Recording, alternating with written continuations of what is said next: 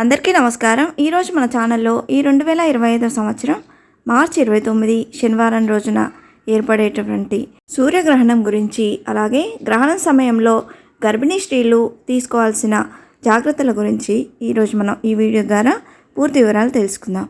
ఎక్కడా స్కిప్ చేయకుండా పూర్తి వీడియో చూస్తారని ఆశిస్తున్నాను.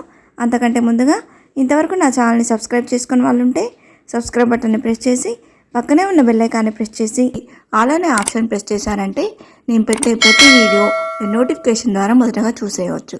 ముందుగా వీడియోలోకి వెళ్ళిపోదాం. గర్భం దాల్చడం అనేది మహిళ జీవితంలో మర్చిపోలేని దశ. ఒక రకంగా చెప్పాలంటే స్త్రీకి పునర్జన్మ లాంటిది. అంటే బిడ్డకు జన్మనిస్తూ మరోసారి పుడుతుంది మహిళ. అలాంటి అద్భుతమైన అవకాశాన్ని స్త్రీకి మాత్రమే ఇచ్చాడు ఆ భగవంతుడు. ఈ దశలో 9 నెలల పాటు శిశువును కడుపులో కంటికి రెప్పలా కాపాడుకుంటుంది తల్లి. పుట్టబోయే బిడ్డ ఆరోగ్యంగా ఉండాలని ఎన్నో జాగ్రత్తలు తీసుకుంటుంది. ఈ 9 నెలలు తనతో పాటు శిశువు ఆరోగ్యాన్ని కూడా కఠినతరం చేస్తాయి. ఎన్నో జాగ్రత్తలు పాటిస్తూ 9 నెలలు కాపాడుకొని తల్లి బిడ్డకు జన్మనిస్తుంది. ఇలాంటి సమయంలోనే గ్రహణాలు ఏర్పడినప్పుడు ఎలాంటి జాగ్రత్తలు తీసుకోవాలో ఇప్పుడు తెలుసుకుందాం. భూమికి సూర్యుడికి మధ్యలో చంద్రుడు వచ్చినప్పుడు భూమి మీద కొంత భాగంలో సూర్యుడు పూర్తిగా కానీ పాక్షికంగా కానీ కనపడకుండా పోవడం వల్ల సూర్యగ్రహణం ఏర్పడుతుంది.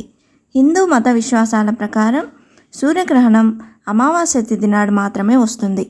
జ్యోతిష శాస్త్రం ప్రకారం గ్రహణాలు అశుభంగా పరిగణించబడతాయి. గ్రహణం సమయంలో చాలామందికి ప్రతికూల ప్రభావం పడుతుందని, జీవితంలో అనేక సమస్యలు తలెత్తుతాయని నమ్మకం. మరీ ముఖ్యంగా గర్భిణీ స్త్రీలు జాగ్రత్తలు తీసుకోవడం చాలా ముఖ్యం.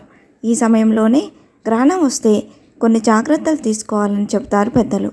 గర్భంతో ఉన్నప్పుడు ఇలాంటి నియమాలు పాటించకపోతే కొన్ని ప్రమాదాలు జరిగే అవకాశం ఉందని పెద్దలు చెప్తున్నారు. కానీ కొద్దిమంది ఇది శాస్త్రపరంగా నమ్మొద్దని, మూఢనమ్మకమని కొట్టిపారేస్తారు. కానీ పెద్దలు చెప్తున్నారు, అది మన మంచికే కాబట్టి వింటే మంచిదని నా ఉద్దేశం. 2025 సంవత్సరంలో మొదటి సూర్యగ్రహణం మార్చి 29 శనివారం రోజు ఏర్పడనుంది. ఇది పాక్షిక సూర్యగ్రహణం. అంటే సూర్యుడు భూమి నీడలో కొంత భాగం మాత్రమే కప్పబడినట్లుగా ఉంటుంది. దీన్నే పాక్షిక సూర్యగ్రహణం అంటాం. ఈ సూర్యగ్రహణం పట్టువిడుపు సమయాలు మార్చి 29, 2025 శనివారం రోజున మధ్యాహ్నం 2:20 ప్రారంభమై సాయంత్రం 6:13 వరకు ఉందండి. మార్చి 29 ఏర్పడే ఈ మొదటి పాక్షిక సూర్యగ్రహణం మన భారతదేశంలో కనబడదు. అయినప్పటికీ గర్భిణీ స్త్రీలు తప్పక పాటించాల్సిన కొన్ని నియమాల గురించి ఇప్పుడు తెలుసుకుందాం. జ్యోతిషపరంగా, ఆధ్యాత్మికంగా గ్రహణ సమయంలో గర్భిణీలు పూర్తిగా ఇంట్లోనే ఉండాలి. వారు ఉండే గది తలుపులు, కిటికీలు మూసివేయాలి. గ్రహణం తర్వాత గర్భిణీ స్త్రీలు తప్పకుండా స్నానం చేయాలని, పదునైన వస్తువులను ఉపయోగించకూడదని, ఆ సమయంలో తినడం, తాగడం వంటి ఏమీ చేయకూడదని అంటారు. అంతేకాదు నిద్రపోవద్దని కూడా సూచనలు ఇస్తారు. అయితే ఇవన్నీ మూఢనమ్మకాలని వైజ్ఞానికవేత్తలు కొట్టిపారేస్తారు.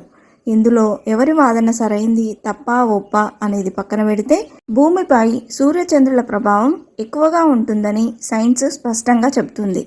చంద్రుని చక్రం 28 రోజులు, అలాగే స్త్రీ సగటు ఋతుచక్రం ప్రతి 28 రోజులకు వస్తుంది. అటు పౌర్ణమి రోజున సముద్రం అలలు ఉవ్వెత్తున ఎగిసిపడతాయి. అలాగే మన శరీరం దాదాపు 70% నీటితోనే ఉంటుంది. కాబట్టి మన శరీరంలోని నీరు కూడా చంద్రుడి ప్రభావానికి గురవుతుంది. గ్రహణం ఏర్పడినప్పుడు మన ప్రవర్తనతో పాటు రక్త ప్రసరణలోనూ మార్పులు వస్తాయని కొన్ని అధ్యయనాలు వెల్లడించాయి. గర్భవతిగా ఉన్న మహిళపై గ్రహణం తర్వాత వచ్చే కిరణాలు పడితే ఆమె బిడ్డకు హాని కలుగుతుందని భావిస్తారు.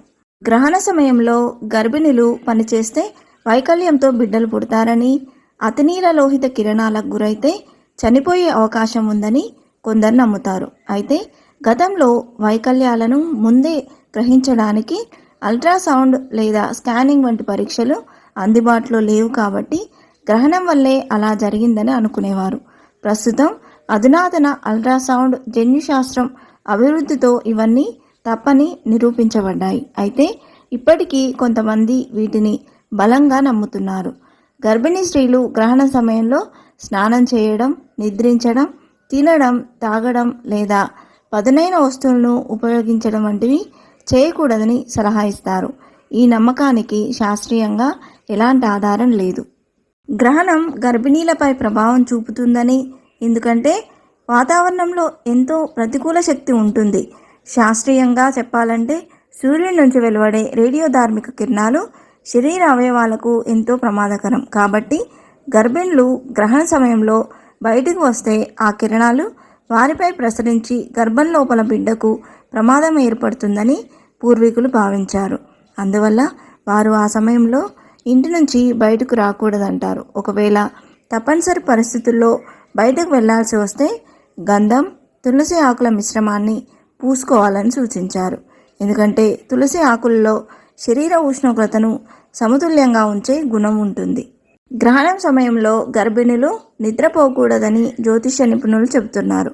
వారు ఈ సమయంలో నిద్రపోతే అది నేరుగా శిశువు యొక్క మానసిక ఆరోగ్యంపై ప్రభావం చూపుతుందని అంటారు. ఈ టైంలో వీలైతే గర్భిణులు భగవన్నామ స్మరణ చేయడం వల్ల మేలు జరుగుతుందని సూచించారు. గ్రహణం యొక్క ప్రతికూల ప్రభావాలను నివారించడానికి గ్రహణాలకు ముందు, ఆ తర్వాత స్నానం చేయడం చాలా అవసరం. గర్భిణీ స్త్రీలు కంకణాలు, పిన్నులు, సేఫ్టీ పిన్స్ మొదలైన వాటితో సహా ఎలాంటి లోహపు ఆభరణాలను ధరించకూడదు. వీటితో పాటు గ్రహణ సమయంలో పండ్లు, కూరగాయలు కట్ చేయకూడదు. ఒకవేళ అలా చేస్తే పుట్టబోయే బిడ్డ గ్రహణ మొర్రితో పుట్టే అవకాశం ఉంటుంది. గ్రహణ సమయంలో బంగారు ఆభరణాలను ధరించడం, చీర పిన్నులు, హెయిర్ పిన్నులు, బిగుతు క్లిప్పులు పెట్టుకోవడం మానుకోవాలి. గ్రహణ సమయంలో గర్భిణీ స్త్రీలు ఖచ్చితంగా ఈ నియమాలు పాటించి జాగ్రత్తలు తీసుకోవాలి. మరి ఇలాంటి జాగ్రత్తలు ఎందుకంటే గ్రహణ సమయంలో రాహుకేతువులను సూర్యుడు లేదా చంద్రుడిని మింగినప్పుడు వాటి లాలాజలం భూమిపై పడుతుందని, ఇది విషంతో సమానమని పెద్దలు చెప్తారు. దీనికి విరుడుగా గరికను తీసుకొని ఆహార పదార్థాలలో అలాగే నీటి సముదాయాలలో వేస్తుంటారు.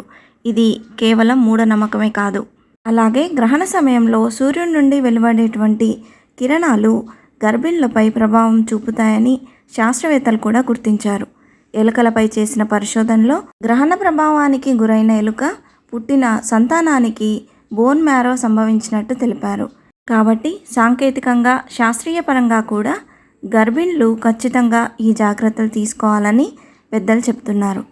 సైన్స్ పరంగా కూడా గ్రహణం రోజున సూర్యుడి నుండి ఉష్ణోగ్రతలు తగ్గిపోతాయి. దీనివల్ల క్రిమికీటకాలు ఎక్కువ అవుతాయి. దీనివల్ల బ్యాక్టీరియా పెరిగి ఆహారంపై కూడా ప్రభావం చూపుతుంది. కాబట్టి ఈ జాగ్రత్తలు తప్పక తీసుకోవాలని చెప్తున్నారు. గ్రహణ సమయంలో గర్భిణులు ఖచ్చితంగా ఎలాంటి పనులు చేయకుండా విశ్రాంతి తీసుకోవాలి. ప్రయాణాలు అస్సలు చేయకూడదు.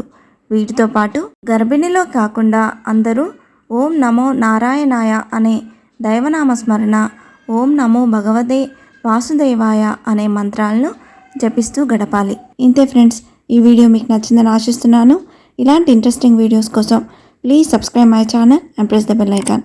అలాగే లైక్ చేయండి, షేర్ చేయండి. మీకు ఏమైనా సందేహం ఉంటే నా కమెంట్ బాక్స్లో పోస్ట్ చేయండి. Thanks for watching.